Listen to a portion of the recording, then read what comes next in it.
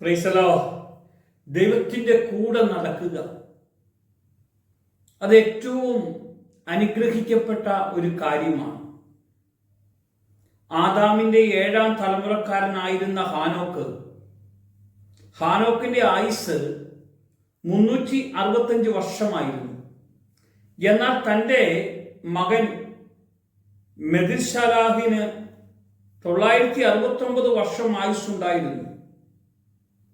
ഉൽപ്പത്തി പുസ്തകത്തിൽ 5:27 പൂർവ്വപിതാക്കന്മാരുടെ വംശപാരമ്പര്യങ്ങൾ വിവരിക്കുമ്പോൾ എത്ര വർഷങ്ങൾ ജീവിച്ചിരിക്കുന്നു എന്നും പുത്രന്മാരെയും പുത്രിമാരെയും ജനിപ്പിച്ചുമെന്നൊക്കെ പറയാനുള്ള കാര്യങ്ങൾ നമുക്ക് കാണാൻ കഴിയും. ഹാനോക്കിനെ കുറിച്ച് വലിയൊരു സാക്ഷ്യം പറയാനുണ്ട്. ഹാനോക്ക് ദൈവത്തിന്റെ കൂടെ നടന്നു. എത്ര വർഷം ഈ ഭൂമിയിൽ ജീവിച്ചിരുന്നു എന്നല്ല, ജീവിതം എങ്ങനെ ചെലവഴിച്ചു എന്നതാണ് പ്രധാനം. എത്ര വർഷം ഞാൻ വിദേശത്ത് പോയി ജോലി എടുത്തു എന്നല്ല, എത്ര കഷ്ടപ്പെട്ടാണ് ഞാൻ പിള്ളേരെ വളർത്തുന്നു എന്നല്ല, എത്ര പ്രയാസത്തിലാണ് ഞാൻ പോകുന്നു എന്നല്ല, ഞാൻ എത്ര വർഷം ദൈവത്തോട് കൂടെ ആയിരിക്കുന്നു എന്നാണ്. നമ്മൾ ദൈവത്തോടു കൂടെ ചെലവിടുന്നതാണ് കണക്കിടുന്നത്. പ്രിയമുള്ളവരെ, നമ്മുടെ ജീവിതം കൊണ്ട് നമ്മൾ എന്ത് നേടി? ഓരോരുത്തരുടെയും ജീവിതത്തെക്കുറിച്ച് ദൈവത്തിന് പദ്ധതികളുണ്ട്. നാം അത് തിരിച്ചറിയണം. ദൈവ പദ്ധതിയെ തിരിച്ചറിയാൻ നമുക്ക് കഴിയണം. ഹാനോക്ക് തിരിച്ചറിഞ്ഞു. ഹാനോക്ക് 300 സംവത്സരങ്ങൾ ദൈവത്തോട് കൂടെ നടന്നു എന്നാണ് തിരുവെഴുത്ത് നമ്മെ ഓർമ്മപ്പെടുത്തുന്നത്. ഇത്രയേറെ കാലം കൂടെ നടന്നൊരു മനുഷ്യൻ മരണം കാണാതെ എടുക്കപ്പെട്ടെങ്കിൽ,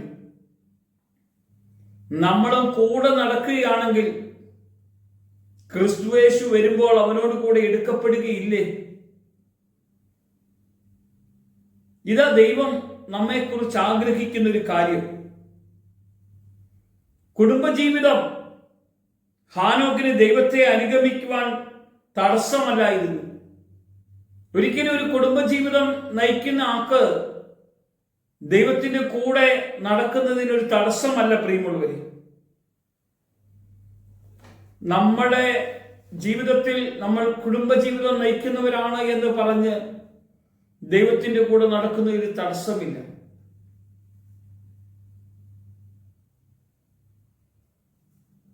കുടുംബജീവിതം ഒരു അനുഗ്രഹമാണ്.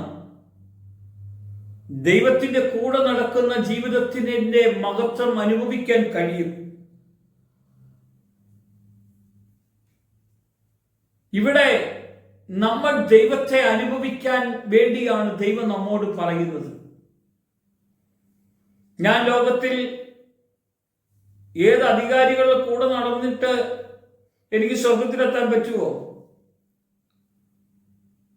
ഉന്നതരുടെ കൂടെ നടന്നാൽ എനിക്ക് സ്വർഗത്തിലെത്താൻ പറ്റുമോ?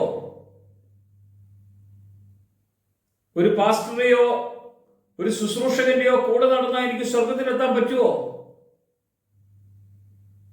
ഞാൻ എൻ്റെ കർത്താവിന്റെ കൂടെ നടന്നെങ്കിൽ എനിക്ക് സ്വർഗത്തിലെത്താം.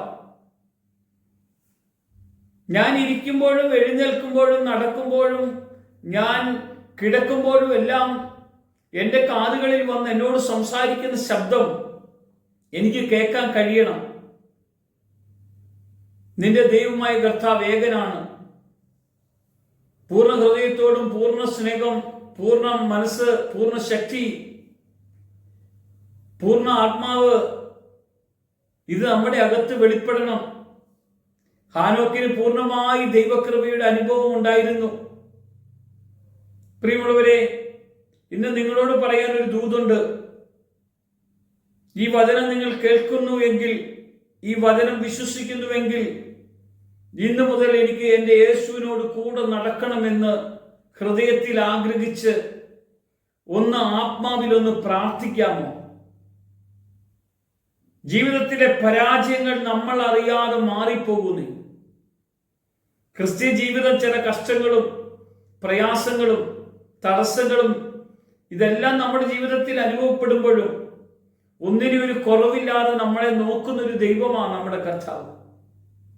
ചില തലമുറ അനുഭവങ്ങളൊക്കെ ഉണ്ടായെന്ന് വന്നേക്കാം, ചില എതിർപ്പിന്റെ നടുവിൽ പോയെന്ന് വന്നേക്കാം. എന്നാൽ നമ്മളെ കാക്കുന്ന ദൈവം, അവനോട് കൂടെ നടക്കാൻ കഴിയുന്നവർ ഭാഗ്യവാന്മാരാണ് പ്രിയമുള്ളവരെ. ആ ഭാഗ്യം എനിക്കിന്ന് കിട്ടിയെങ്കിൽ ഞാൻ അവന്റെ ആ കൃപയെ ഓർത്തൊന്ന്, അല്ലെങ്കിൽ അവൻ തന്ന അനുഗ്രഹത്തെ ഓർത്ത്, അവൻ നടത്തിയ വിധങ്ങളെ ഓർത്തൊന്ന് സ്തോത്രം പറയാൻ, നന്ദി പറയാൻ നമുക്കിടയാക്കാം. കർത്താവ് നമ്മുടെ എല്ലാവരുടെയും കൂടെ വസിക്കട്ടെ. യേശുവിന്റെ നാമത്തിൽ തന്നെ ആമേൻ.